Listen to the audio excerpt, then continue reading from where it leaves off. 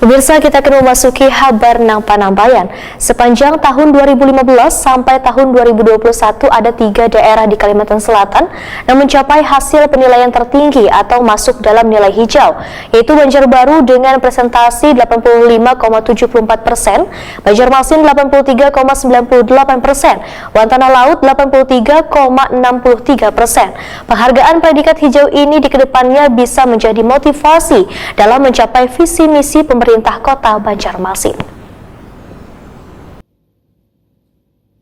Sepanjang tahun 2015 sampai dengan 2021, ada 3 daerah di Kalimantan Selatan yang mencapai hasil penilaian tertinggi atau masuk dalam nilai hijau, yaitu Banjarbaru dengan persentase 85,74%, Banjarmasin 83,98%, Wantana Laut 83,63%.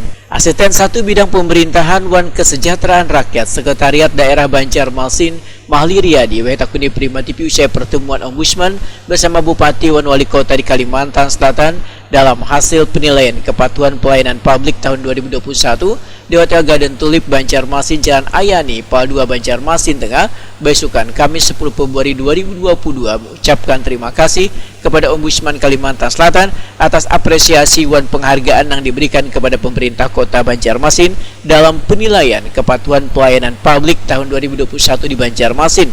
Menurut Mahli Riyadi, hasil penilaian ini merupakan kerja keras SKPD lingkup pemerintah kota meliputi Badan Perizinan 1 Pintu, Bidang Kesehatan, Dinas Pendidikan, dan bidang pelayanan publik lainnya.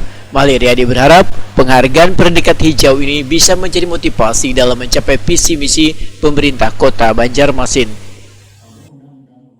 Ya, yang pertama tentu kita menyampaikan penghargaan dan terima kasih kepada Ombudsman Perwakilan Kalimantan Selatan yang sudah memberikan apresiasi kepada pemerintah Kota Banjarmasin untuk predikat hijau, angka kepatuhan terhadap pelayanan publik di Kota Banjarmasin.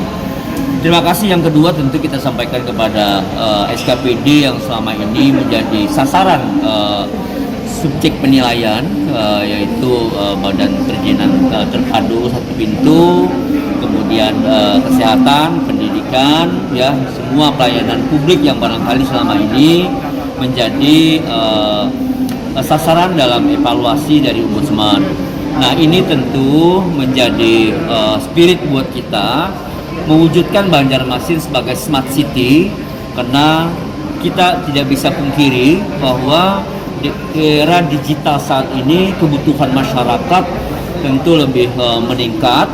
Karena apa? Ya tentu dengan tuntutan masyarakat yang sekarang lebih kritis dan harapan-harapan masyarakat terhadap kualitas pelayanan yang lebih baik. Ya, ini juga menjadi apresiasi hari ini menjadi spirit buat kita untuk menjadikan Banjarmasin lebih baik lagi ke depannya.